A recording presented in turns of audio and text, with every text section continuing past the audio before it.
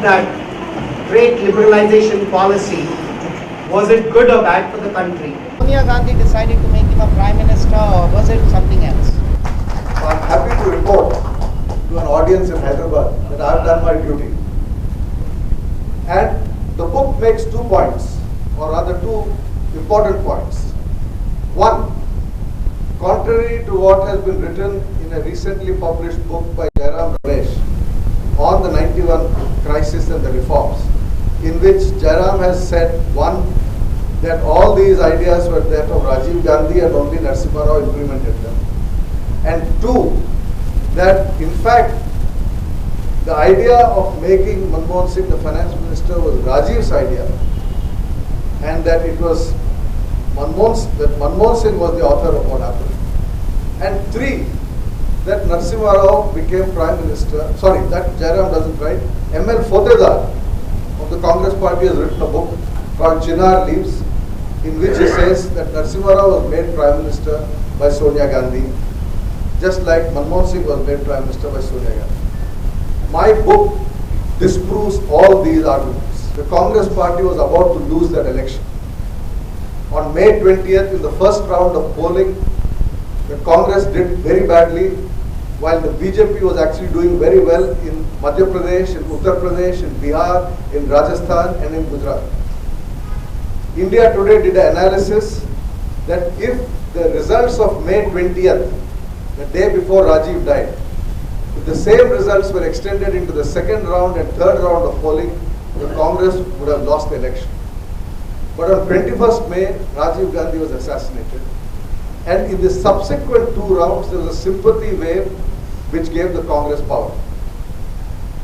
When the Congress party got about 197 seats, as it did, the President of India, R. Venkataraman, took an important constitutional decision that he will invite the leader of the single largest party to form the government. And the leader of the single largest party was P.V. Narasimha Rao. On 19th May, Sharad Pawar announced that he was a candidate, Arjun Singh announced that he was a candidate, and Narasimha Rao ji also announced that he was a candidate. On 20th June 1991, the Congress Parliamentary Party elected Mr. Narasimha Rao as Prime Minister because a majority of the members from the entire South India, Tamil Nadu, Karnataka, Kerala, Andhra Pradesh, even Orissa and Bengal wanted Narasimha Rao as the Prime Minister. Only the MPs from Maharashtra supported Sharad Pawar, and some of the MPs from North India supported Arjun Singh. So Narasimha Rao was elected Prime Minister. He was not nominated, he was not selected. Point number 1. Point number 2 is that on the day he was elected Prime Minister, he called Dr. I.G. Patel, who was the Governor of the Reserve Bank of India when Morarji was Prime Minister, and asked him to become Finance Minister. I.G. Patel declined the offer because he had decided to retire and settle down in Baroda, and he said, I've lived long enough in Delhi, I don't want to come back to Delhi, thank you very much. It was when I.G. Patel declined the invitation that Mr. Narasimha Rao invited Dr. Manmohan Singh. So even the nomination of the Finance Minister was not a decision of the family, but of the Prime Minister. And these are important things to remember. And finally, the entire reform program which happened following that, the ideas were all there from the early 80s.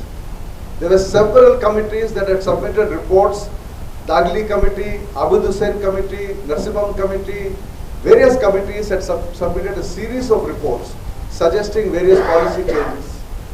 None of these policy changes were implemented during the 5 years that Rajiv Gandhi was Prime Minister.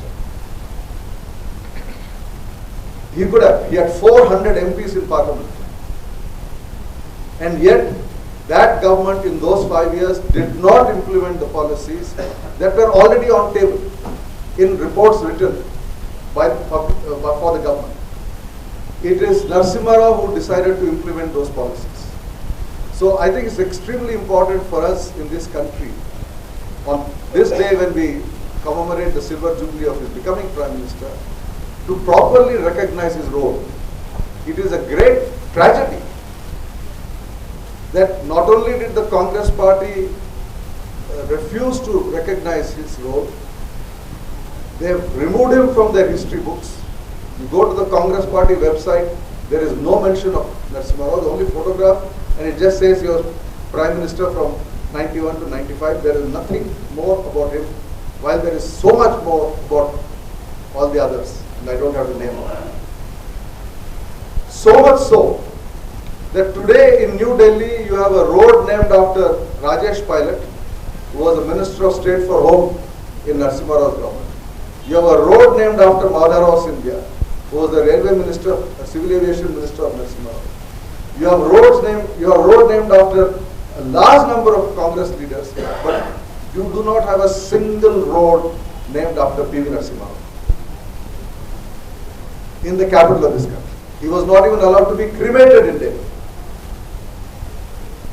And the Congress government in 1985, right, when Rajiv was Prime Minister, gave Bharat Ratna to M.G. Ramachandran. But till today, nobody has given Narasimha Rao a Bharat Ratna. So, I think it's extremely important, at least in Hyderabad, if nowhere else in this country, that we should recognize his contribution. Thank you. Thank you, Dr. Baru. Chosen one, so to say. And he was running a minority government. And whenever a Prime Minister or government is in trouble, their best friend is the head of the CBI. So I'd like you to throw back, what kind of a person was Narasimha Rao? How was it working with him? And tell us about the man. Tell us about what kind of a government, a vision of a government he had. How did officials fit in? How did policy fit in? And what are the best memories you have of those times when change was so rapid? While endorsing and agreeing with whatever Sanjay had just now spoken about P.V. Narasimha Rao, I think I can't answer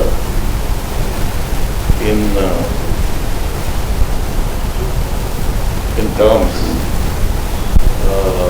which would clear up this position about minority government and all that, because I was not so much in the intelligence bureau. So because you investigated, but other agencies cannot know it completely. So you come to know the truth after you investigate a particular matter. I will slightly digress and talk about probably the next question, which you might, most of them would be interested, about Ayodhya case. About Ayodhya. Here, I can say with authority that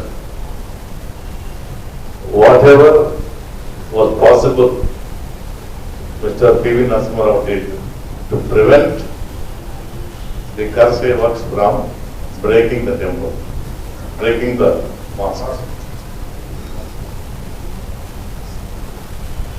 There were enough signals to show that some preparations were being made, the evidence of which we could gather later, but the information about which was not available to the government. Secondly, the Uttar Pradesh state had a new government. For the first time, perhaps the BJP was running the government, and that's the first time that UP had a BJP government. And it was not very much earlier, not very earlier, just a few months, I think, when this BJP government took over. Because many people say today, why P.V. Narasimha Rao did nothing? It's wrong to say that he did nothing. I know 150 companies of armed forces were stationed at Faizabad, which is just about 5 kilometers from Ayodhya, 5 or 6 kilometers from Ayodhya, to be available to the state government whenever they require. Secondly, I think those of you who have read P.V.R.K. Prasad's book of his interactions with P.V. Narasimha Rao ji, you would see the efforts which P.V. Narasimha Rao made to prevent the Kharse works becoming unruly and break the mosque. He was aware of it, but the Supreme Court took affidavits from all the leaders, of which most of them are very senior leaders in the present government and some other religious leaders. The amount of effort which Narasimha Rao ji has put in to see that all Swamijis and all Gurus and all the people, they persuade the people coming for Karseva from becoming violent. I think it went on for months before the actual incident. Lots of them under his personal supervision. He had no choice because the Supreme Court took affidavits from all the leaders that they would not allow any violence. But the leaders were only, most of the leaders of the BJP, of the RSS, and many of them, and then many other Swamijis there, they took affidavits from the government, from them. And all that is legally possible, and all that is possible for a Prime Minister to initiate, both from the point of view of a political as well as a law and order matter, which of course completely lies in the hands of the Uttar Pradesh government. Short of proclaiming President's rule, the question arises here, was there a situation where you could impose President's rule in a state where a government has been formed by the majority of the members of the House, and it is in power only for a few months, I think, a few months. How could he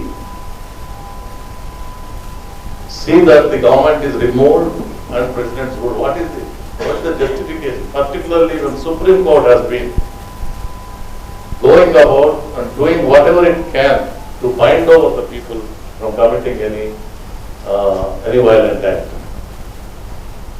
So this argument about it is easily said and done, that you impose President rule. If you impose President rule, you would be dismissing a government which is formed just a few months earlier. And there is no evidence to show that they will not take action. So I'd like to ask you a political question here. Paul guy, let him become the unsecular saffron column within the Congress. Let him fall. Let him take more guilt for 1992 than Rajiv Gandhi took for 1984.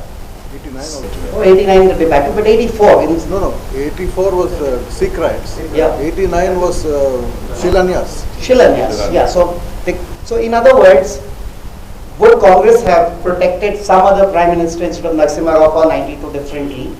And was it part of a game to start maligning him so that he could be eased out at some point? Was this, therefore, the hypocrisy or the war against Narasimha Rao, what he deserves, what he didn't deserve, began right there? Yes. You can't ask me for evidence, because that I don't investigate. PV has written in his book, Yes. Yeah. Narasimha Rao Garu has written a book called Ayodhya, in which he has said that. Yes. Right. So now I'll go to Mr. Subhash. In the United States, when he went for open heart surgery, he refused to contest those elections. He was out of politics. And you spent a lot of time with him. And they say about politics that most politicians think politics is about grabbing power.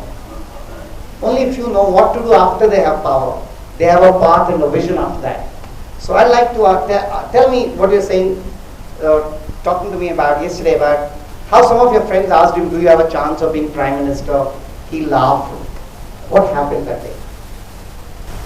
First of all, I would like to thank Sriram for inviting, and then the distinguished guests, Dr. Baru, our family friend, Mr. Vijayanavar, and all other people who are assembled here. This is the historic moment. The same day in 1991, when we have become the Prime Minister, and this is almost 25 years. It's a historic moment for the Congress Party, for him and for the nation, for bringing economic liberalization policies in this country. In 1990, he visited US. At that time I was almost halfway my post-graduation degree. And then he came for Dr. Danton Cooley. He was the world famous cardiothoracic surgeon in Houston. We took appointment and then we have gone there, and then he was diagnosed triple bypass surgery, and then the surgery went on well. And then he was advised for almost 4 months rest. At that time he was a retired MP, the former MP, and he was mostly confined to home and hospital and home.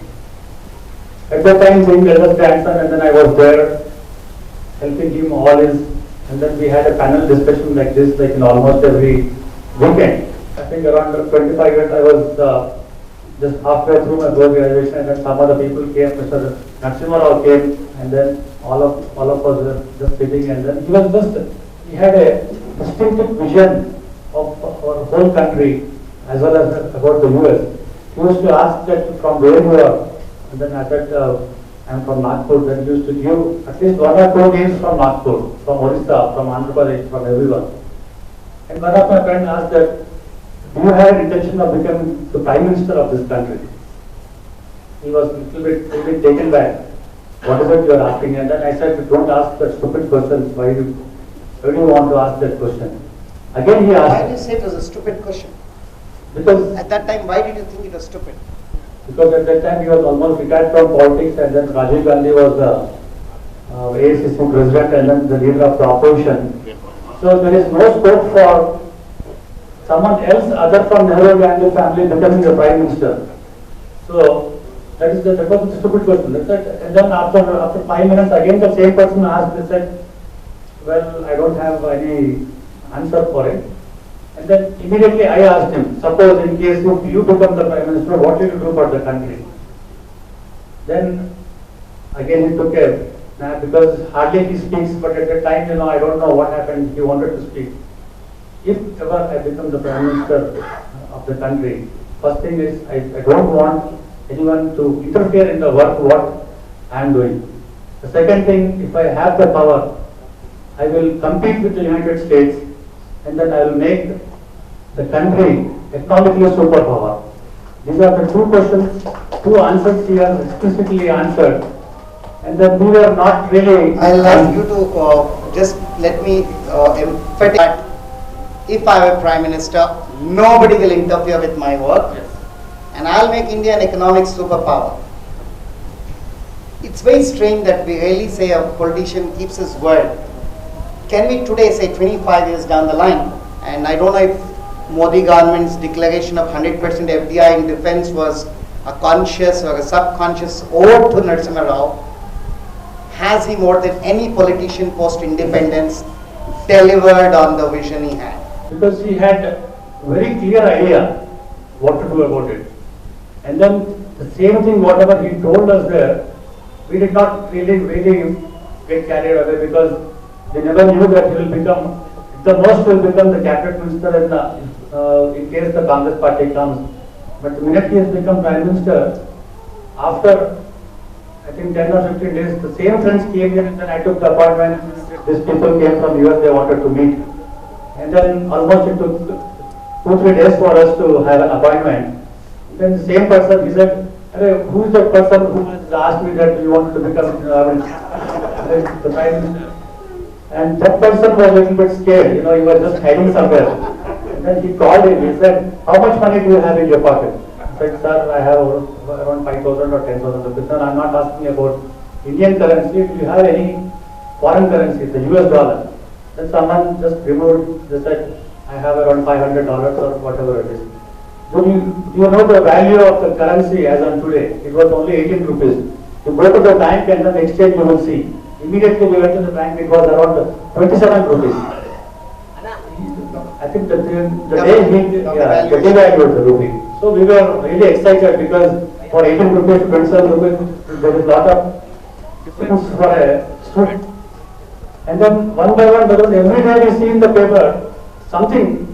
Again, the second devaluation has come, as now Dr. Babu said, on the July 24th, he has signed that industrial policy, which he kept himself, and then he had very, very good vision, and then most of the time in first 6 months, he took the political advantage, and then he has delivered the goods. Political advantage because in the Lok Sabha and in the Rajya Sabha also, many opposition people, they said this is not the right thing, that the country is now, the rupee is getting devalued, and this, you are opening up all the economic policies and then the foreign direct investments, all those things are coming. But he took that advantage because, as far as I remember, he called up the opposition leaders and said, "If you don't vote, again I will go for the elections." Maybe he must have used the armed the twisting tactics, and then he has made this country good progress. I'd like Dr. Sanjay Babu to reflect on this, the Hamlet-like image of Narasimha Rao, the man who cannot decide anything, indecisive. Unlike Rajiv Gandhi or Mr. Narendra Modi, he had no majority, took the most definitive decisions taken in maybe Parliament in India at all. I have built up in my book is that even if Rajiv Gandhi had not been assassinated, Narasimha Rao would have become the Prime Minister. The reason for this argument is very simple. As I said, on May 20th, we saw what the voting shares were, and the forecast based on those trends was that the Congress would get 190 seats. It had 197 in the 89 election, and the forecast for the 91 election was 190 seats. If the Congress had 190 seats, it would have been still the single largest party. The President would have asked the Congress to form a government, but it would have had to be a coalition government because the Congress would have needed another 82 seats to form a government. None of the other political parties, if you look at the results, the Janata Dal, the National Front, the Telugu Desam, left parties, BJP, none of them would have supported a coalition led by Rajiv Gandhi. For reasons I don't have to explain, but I can do that if you want. Therefore, Rajiv Gandhi would have had to find someone acceptable to coalition partners. And Pranab Mukherjee would not have been the person acceptable to Rajiv Gandhi, which is now documented both in Potedar's book and in Pranab Mukherjee's own autobiography. Pranab Mukherjee was expelled from the Congress party by Rajiv Gandhi in 1986. Pawar would not have become. But this hypothesis. Let me complete that. Pawar would not have become because Rajiv Gandhi suspected Pawar to be an ally of Chandrasekhar, and that has also been documented in Pawar's own autobiography. Arjun Singh would not have become because Arjun Singh was a North Indian leader, and no Gandhi family person would have chosen a person from the Hindi heartland as a coalition Prime Minister. The only person who was there retired without a political base but had a national standing because he was External Affairs Minister, Home Minister, HRD Minister and Defence Minister. Foreign Minister and Defence Minister was Narasimha Rao. And Narasimha Rao would have been acceptable to the BJP. They supported him for 2 full years, from 91 to 92, till the Babri Masjid event. So I actually constructed an entire argument based on data available and published books that even if Rajiv had lived, PV would have been the PM. To come to your question, which was? Most indecisive man. Okay. Now, and took the most amazing decisions. he was not indecisive. The famous line about PV was that even not taking a decision is a decision. That's right. So when he did not decide, it was for reasons, he had good reasons why he did not decide. But when he decided, and I have given several examples, the most important of course are on economic policy, each of which were his decisions. But on foreign policy, that was the year of the end of the Cold War. Did he see the global change, Russia, better than anybody else? No. He made a big mistake on the Soviet Union because he went by the advice of the foreign ministry. Our ambassador in Moscow, Alfred Gonzalez, kept sending telegrams saying that Gorbachev will remain the leader of Soviet Union and Soviet Union would not split. As the Prime Minister, he went by the advice of the ambassador. And that is why he kept telling Parliament even till September 91 that I don't expect the Soviet Union to split. Incidentally, even the CIA did not expect the Soviet Union to split. I have read books by former CIA officials that even the United States did not actually expect the breakup of the Soviet Union. Now, therefore, on the Soviet, but he was the first Prime Minister to take a decision to recognize Israel. And the reason for the recognition of Israel was that he understood that building bridges with Israel was important for two reasons. One, with the collapse of the Soviet Union, you needed an alternate defense supplier. And two, Israel had tremendous influence in Washington through the Jewish lobby, and he saw that that's the best way to win over the trust of the Americans. I'd now like to ask Ms. Vijay Ramarao, since you spoke about the Babri Masjid demolition, you already protected or defended him strongly enough. No, JMM stated the scam, facts. does that remain one of the worst low points in the Simara's prime? Bribing members to keep a government alive, and they go and put that money in a bank. Last time maybe a politician put bribe money in a bank. I don't know. Actually, probably also the first time. Probably the first time they trusted the banks. I can tell you the facts about the JMM case. Yes.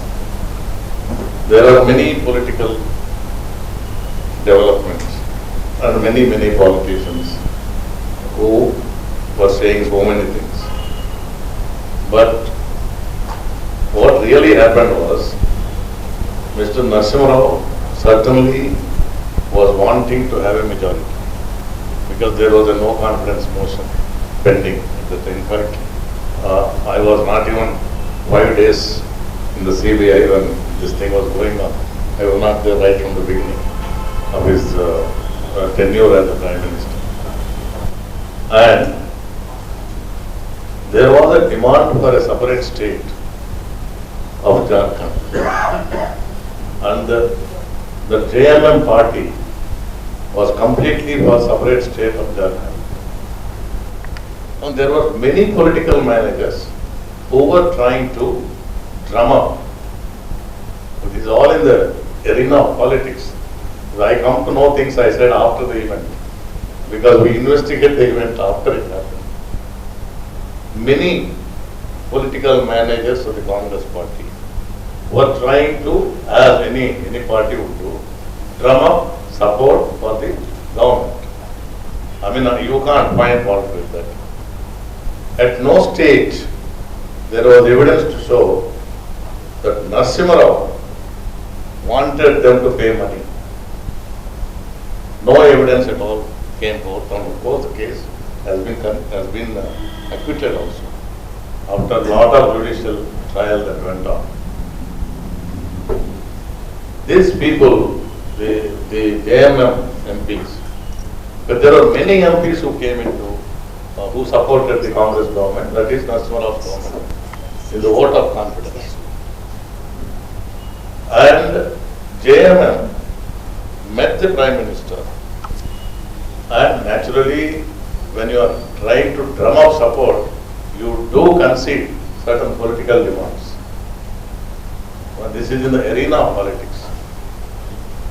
So they were only pressurizing him that you be sympathetic to our demand for a separate state. And we would give support to your government. This is what the discussion took place between the Prime Minister and the JMM people. The JMM people are not so clever.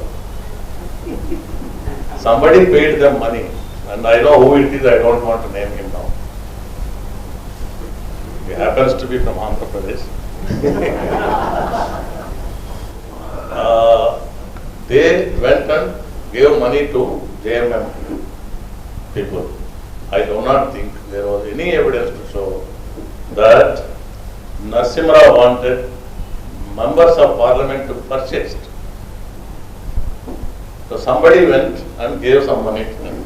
They are very guileless people, those JMM MPs. They only took it and put it in the bank. Put it in the bank and showed it as a donation to the party. Donation to the party. Both the MPs went and did that. Now taking cue of that, of course, there are several people, I don't want to name them. They made a lot of this thing and they also lodged a complaint. And it went on and on in the Supreme Court for a long time. At that time, a case was registered already. And the case was under investigation. One FIR was drafted because the seizure of the money was much before people started making noise about the seizure of the money. The CBI came to know and they seized the money from the bank that it came from some JMM MP, and they took the records of the bank, and that man answered that this is the money of our party. He would not say who gave it. He said several people gave it. Now, this investigation was already done, but then people went on PIL. There were many political forces, including several Congress leaders, who joined this litigation and got an order to register another FIR against the Prime Minister. There was already an FIR. They wanted to register another FIR. Our view was that if the Prime Minister is involved in this, the evidence will reveal and he will be charged with it. There cannot be a second FIR. But the Supreme Court ruled against this argument, which was argued by Mr. Parasaran. And they did say you register another case, which is intended by the concerned lawyers that you show the Prime Minister himself as the accused. That's what happened. There is no evidence whatsoever that he had anything to do. He might have told managers when he was trying to get hold of MPs to support him. They do make several political promises. But behind the screen, behind the scenes, if somebody bribes somebody and that man foolishly goes and puts it in the bank, very guilelessly, thinking that it is nothing, there's nothing wrong about it, you cannot hold the Prime Minister responsible for this. Ultimately, the courts have said the same thing. I want you to tell us what you think was the relationship between P.V. Narasimha Rao and Sonia Gandhi. Were they enemies? Were they friends? Did he like her? Did she like him? Was she afraid of him? Did she have a plan to get done with him? I mean, just give us a sense of P.V. Narasimha Rao and Sonia Gandhi when nobody else was there and they're discussing politics or whatever. Yeah. You are asking easy questions over there, and then you are asking the controversial questions. He's a seasoned person and he'll... Yeah, but it should be other way around, Sriram, anyway. But since you have asked the question, as far as I know, Mr. P.V. Narasimha Rao, he always liked Rajiv Gandhi and then he always liked Sonia Gandhi and her kids also. Because in the office, he went there and then he asked, are you interested in becoming the CLP leader? Well, she was really mourning at that time. And then she did not answer. Probably she must have thought, this is only the Tina factor. There is no other alternative. Let him rule for 1-2 years, then I'll take out. That was make the imagination. But as far as the relation is concerned, for every cabinet meeting before and after, for every foreign tour before and after, the budget session, or if there is any reshuffle, or whether she wanted to induct, really consulted her, and then he took her opinion. But as far as I know, she never recommended anything, nor she has suggested, and then maybe he has to take his own decision, because the decision cannot be taken. The cabinet reshuffle has to be over, and the parliament, the session has to be over, so he cannot wait. And then he made, and even on the foreign policies also, whenever he visited abroad also, he used to make a point and then go and then explain this is what we are doing. And in the party programs also, implementation of the programs also, he used to take the opinion. But if she is not answering, if she is not giving opinions, if he is not giving suggestions, he was helpless, so he has to take his own decisions. Probably she thought he will be there only for 2 years, but he is continuing forever and ever. And then in assembly elections also, most of the elections he started winning. And then the appreciation, not only in the party, not only in the opposition, not only in the country, whole world is really praising about Mr. Narasimha Rao, his economic policies, his economic liberalization policies, whole world is looking. Maybe she must be jealous about him. And then she thought, if he really continues for another term, so the Gandhi Nehru family will not exist. No one will take their name. Then she started using all other means how to get him out of the office and the party, which everyone knows. This was very obviously inspired. Do you think, how did the family feel when you were told that even the AICC office is beyond, New Delhi is beyond, you are a local leader, you can go and do it, you are like that leader from Karinagar, Warangal, wherever, go and do it. You don't belong to Delhi, Delhi is for Indira Ji, Rajiv Ji, etc. How did the family feel? Did you not get any support from Congress leaders from Andhra and Telangana? The family, as far as on today also, family is really hurt about the incidents, what happened in Delhi. And then the then Home Minister, Mr. Shivaraj Patil, came to us.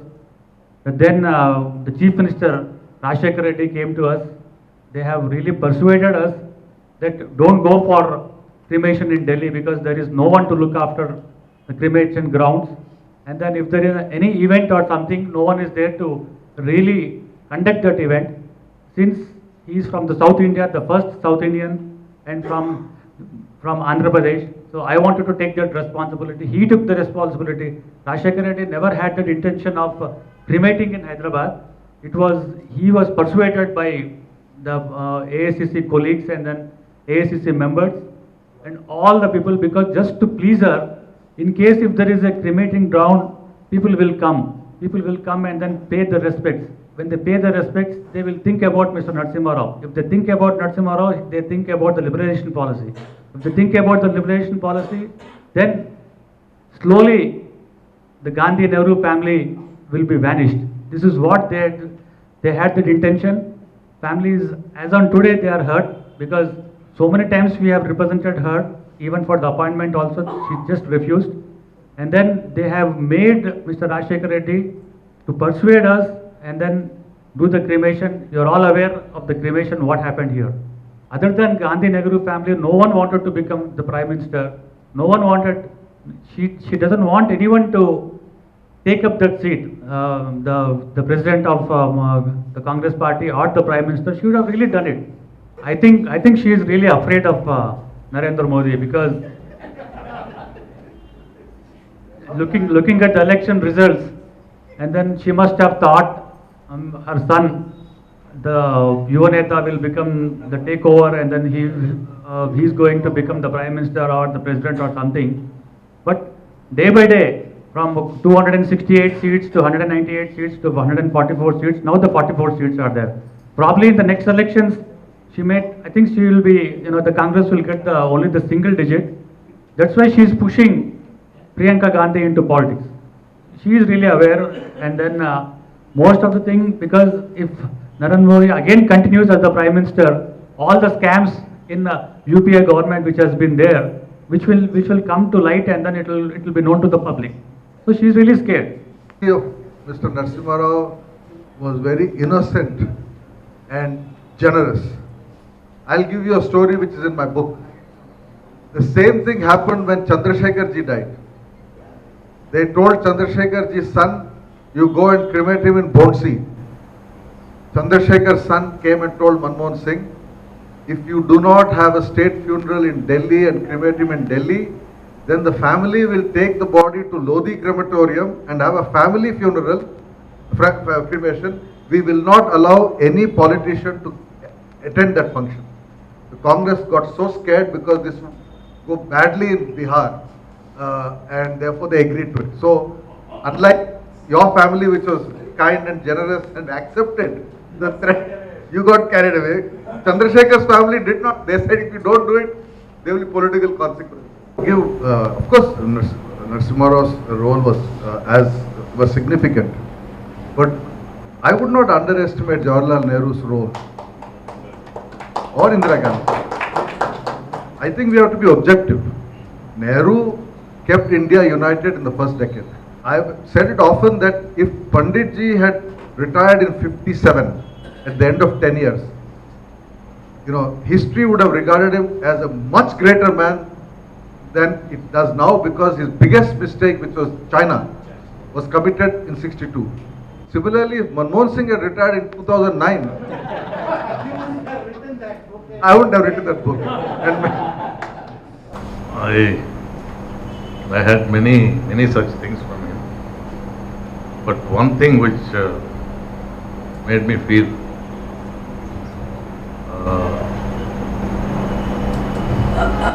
is that he felt that there are a lot of people in his cabinet who were carrying tales against him to Sonia. And he knew their names too. And he was feeling why they should be doing all this. Because he never wanted to ill-treat anybody. Everyone he has made cabinet ministers. I felt, you said what were the intimate moments. He was feeling quite unhappy about the behavior of some of the Congress ministers at that time. And he felt that they were carrying tales. I knew what the tales were about, but I don't think it's proper to discuss all that here. And these things were being believed in 10 Temple.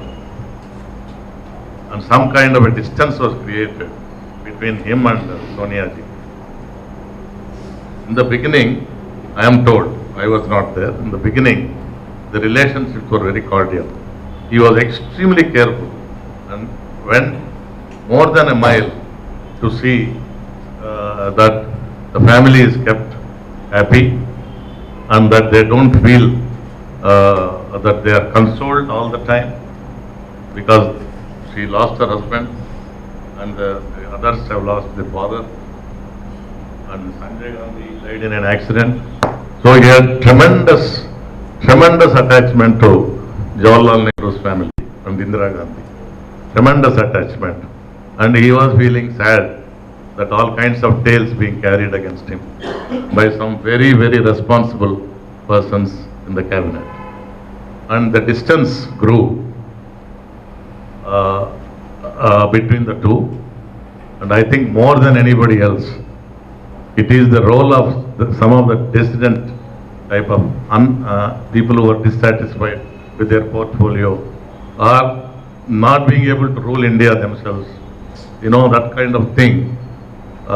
He felt very bad about all these things, because a true congressman at heart, and he owned socialist philosophy on the same lines as Jawaharlal Nehru and Indira Gandhi, and always very much concerned about welfare and all that he probably did not have.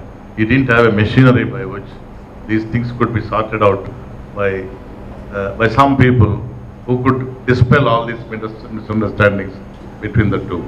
Because he wouldn't talk much, and he himself cannot express certain things to Mrs. Gandhi, Sonia ji.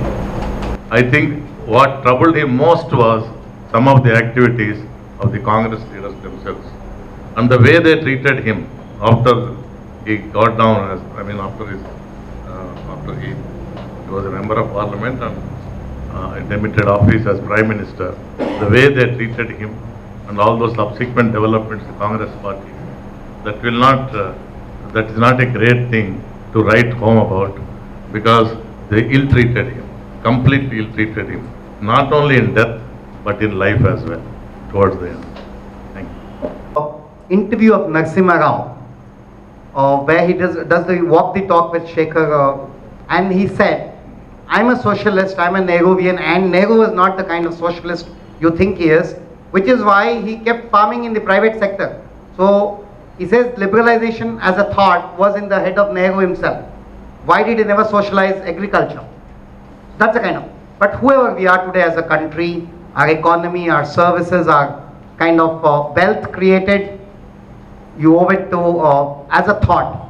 All I would say to all of you is, don't be like Sonia Gandhi in treating Narasimha Rao in your memory, anything but with highest respect. And with this, I open questions to the three panelists. Sorry, we'll once. I just wanted to inform that regarding this socialist theory, I know because I knew him much before he was Prime Minister, quite intimately. He was here, Andhra Pradesh Chief Minister.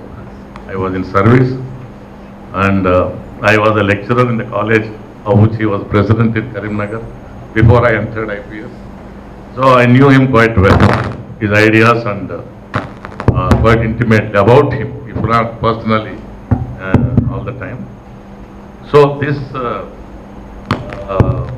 socialist theory, if you remember the midnight session of Parliament on the 50th anniversary of the celebration for Independence Day, he made a speech. He said about the trickle-down theory. Despite the reservations he had about trickle-down theory, he went for the market economy. It's a big departure, and he has understood the situation and went for that policy in detail. He explained it. But he had his own doubts, and in spite of those doubts, and he is not being sure whether this trickle-down effect will be there or not, still he went with the policy market economy. So one cannot say that he doesn't decide things.